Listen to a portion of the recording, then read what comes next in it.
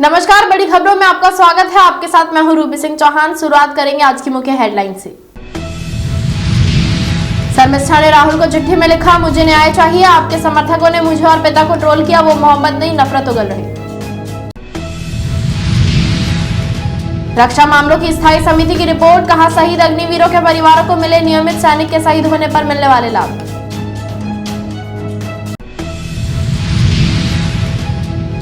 हल्द्वानी हिंसा मामले में 5000 उपद्रवियों पर केस, 6 की मौत, कर्फ्यू जारी, इंटरनेट बंद।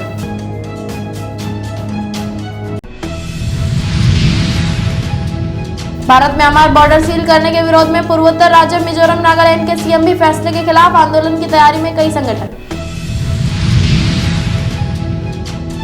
बड़े मियां छोटे मियां का मेकिंग वीडियो आउट, अक्षय और टाइगर की जोड़ी जबरदस्त एक्शन सीन्स परफॉर्म करती दिखी, फिल्म ईद पर होगी रिलीज। पूर्व राष्ट्रपति प्रणब मुखर्जी की बेटी शर्मिष्ठा मुखर्जी ने राहुल गांधी को पत्र लिखकर उनसे न्याय की मांग की है। उन्होंने कहा कि आपकी और कांग्रेस की आलोचना करने के चलते कांग्रेस समर्थक मुझे सोशल मीडिया पर ट्रोल कर रहे हैं। उन्होंने इस पत्र में राहुल से कहा कि मेरे पिता प्रणब मुखर्जी को भी अपशब्द कहे जा रहे हैं, मुझे न्याय चाहिए। शर्मिष्ठा ने चिट्ठी में राहुल गांधी के नारे नफरत के बाजार में मोहम्मद की दुकान का जिक्र किया।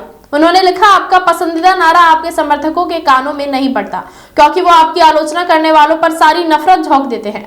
अगर आप न्याय को लेकर सीरियस हैं तो ऐसे लोगों के खिलाफ एक्शन लें। दरअसल शर्मिष्ठा ने 5 फरवरी को जयपुर लिटरेचर फेस्टिवल में कहा था कि कांग्रेस ने पिछले 2 लोकसभा चुनाव राहुल गांधी के नेतृत्व में हारे हैं, पार्टी को अपने चेहरे के बारे में सोचना चाहिए। इसके अलावा इन्होंने अपने किताब प्रणब माई फादर में राहुल गांधी की राजनीतिक अप्रवृत्ता को लेकर कई दावे किए थे। उन्होंने किताब में लिखा था कि प्रणब मानते थे कि राहुल में कांग्रेस को दोबारा मजबूत करने की योग्यता नहीं है। शर्मिष्ठा की इन्हीं बातों से नाराज होकर सोशल मीडिया पर कांग्रेस समर्थक उन्हें ट्रोल कर रहे हैं, जिसे लेकर उन्होंने राहुल गांधी को अब लेटर लिखा। वहीं रक्षा मामलों की संसदीय स्थायी समिति ने एक रिपोर्ट पेश की है। समिति ने रक्षा मंत्रालय से सिफारिश की है कि ड्यूटी के दौरान शहीद होने वाले अग्निवीरों के परिवारों को भी वही लाभ मिलना चाहिए जो नियमित सैन्य कर्मियों के शहीद होने पर उनके परिवारों को मिलता है। समिति ने कहा कि मौजूदा प्रावधानों के तहत ड्यूटी के दौरान शहीद होने वाले अग्निवीरों के परिवारों को पेंशन जैसे नियमित लाभ नहीं मिलते हैं। अग्निवीरों के परिवारों को स्थिति को देखते हुए प्रावधान में बदलाव किए जाए। समिति ने कहा कि ड्यूटी के दौरान शहीद होने वाले सैनिकों के परिवार को दी जाने वाली अनुग्रह राशि प्रत्येक श्रेणी में 10 लाख रुपए तक बढ़ाई जाए। समिति ने रक्षा मंत्रालय से कहा कि सरकार को सभी स्थितियों में सैनिक के शहीद होने पर मुआवजे की राशि 10 लाख रुपए तक बढ़ाने पर गंभीरता से विचार करना चाहिए।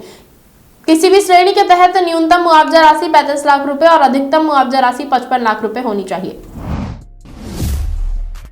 वहीं उत्तराखंड के हल्द्वानी में 8 फरवरी को एक अवैध मदरसे और नमाज के लिए बनाई जा रही इमारत पर नगर निगम ने बुलडोजर चलाया था। इसके बाद हजारों लोगों की भीड़ ने पुलिस और निगम की टीम पर हमला कर दिया था।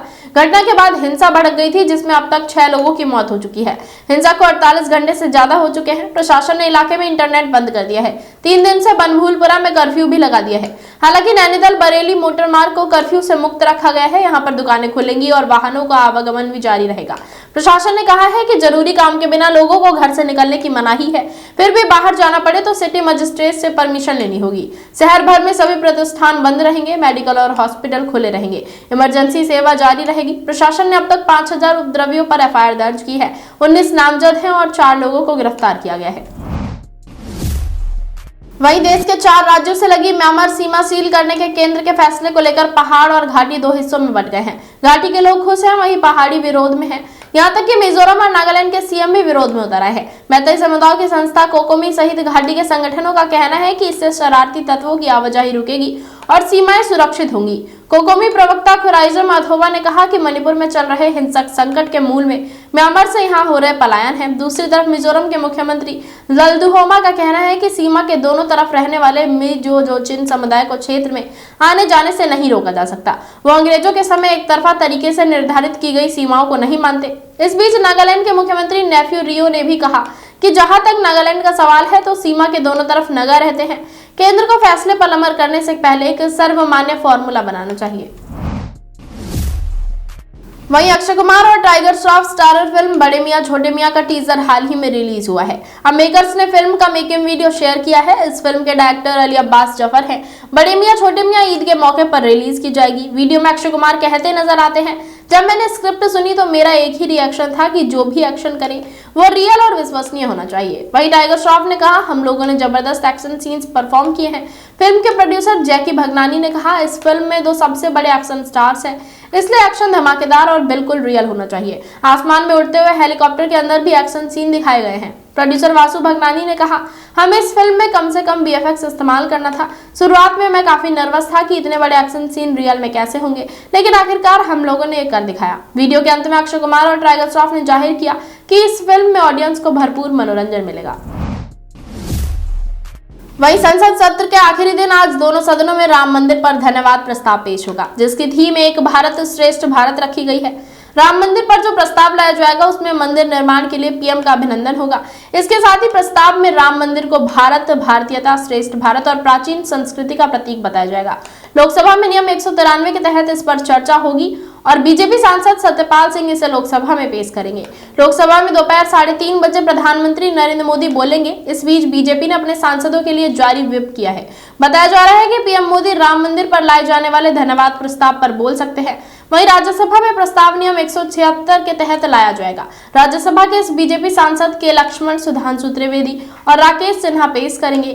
चर्चा के लिए 4 घंटे का समय निर्धारित किया गया है। लोकसभा ने बुलेटिन जारी कर बताया कि सदन में शनिवार को राम मंदिर के निर्माण को लेकर चर्चा होगी।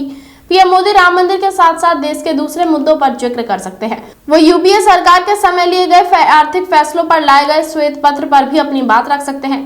दरअसल राष्ट्रपति द्रौपदी मुर्मू के अभिभाषण के धन्यवाद प्रस्ताव पर पीएम मोदी ने कई मुद्दों पर कांग्रेस पर तीखा हमला बोला था। मौजूदा सरकार के इस कार्यकाल का आखिरी संसद सत्र है। आज ही सत्र का समापन होगा। माना जा रहा है कि पीएम के संबोधन के साथ ही संसद सत्र का समापन हो सकता है। वहीं मुंबई नार्कोटिक्स कंट्रोल ब्यूरो के पूर्व जोनल डायरेक्टर समीर वानखेड़े की मुश्किलें बढ़ती जा रही हैं। अब प्रवर्तन निदेशालय की टीम उन पर एक्शन के मूड में दिखाई दे रही है। कहा जा रहा है कि केंद्रीय एजेंसी उन्हें जल्द पूछताछ के लिए बुला सकती है। ईडी ने सीबीआई की ओर से दर्ज भ्रष्टाचार की एफआईआर के आधार पर आईआरएस अधिकारी समीर वानखेड़े के खिलाफ मनी लॉन्ड्रिंग का मामला दर्ज कराया है। दरअसल अक्टूबर 2021 में कॉर्डिया क्रूज जहाज पर ड्रग्स की जब्ती की जांच के बाद वानखेड़े सीबीआई के निशाने पर आ गए थे और जांच के मामले ने धूल पकड़ लिया था। कथित ड्रग्स जब्ती मामले में बॉलीवुड के बादशाह शाहरुख खान के बेटे आर्यन सहित अन्य को गिरफ्तार किया गया था। ईडी ने समीर वानखेड़े के अलावा अगले हफ्ते नार्कोटिक्स कंट्रोल ब्यूरो के 3 अधिकारियों को तलब किया है, जिसमें सतर्कता अधीक्षक कपिल भी शामिल है। इन अधिकारियों से मुंबई कार्यालय में पूछताछ की जाएगी। साथ ही साथ ईडी ने कुछ लोगों से पूछताछ भी की है। इस बीच वानखेड़े ने मामले को रद्द करने और किसी भी एक्शन में सुरक्षा की मांग करते हुए बॉम्बे हाईकोर्ट का दरवाजा खटखटाया है।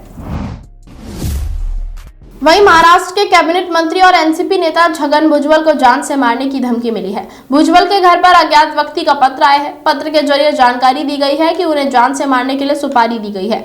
इस पत्र के बाद नासिक पुलिस अलर्ट हो गई है। भुजबल के दफ्तर की तरफ से इसकी जानकारी पुलिस को दी गई। पुलिस मामले की जाँच कर रही है। वहीं भुजबल की सुरक्षा बढ़ा दी गई है। आपको बता दें कि इसके पहले भी भुजबल को धमकी भरे पत्र मिल चुके हैं। भुजबल मराठा आरक्षण विवाद के दौरान ओबीसी आरक्षण के मुद्दे को लेकर काफी तीव्र तरीके से अपना पक्ष रखते हैं।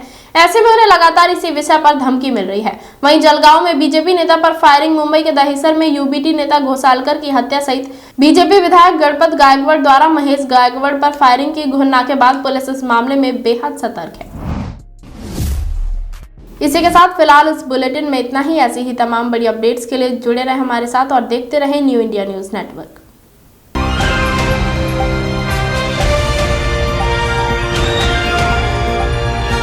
दिल्ली, हरियाणा, उत्तर प्रदेश, राजस्थान की हर खबर के साथ देखते रहिए न्यू इंडिया न्यूज नेटवर्क।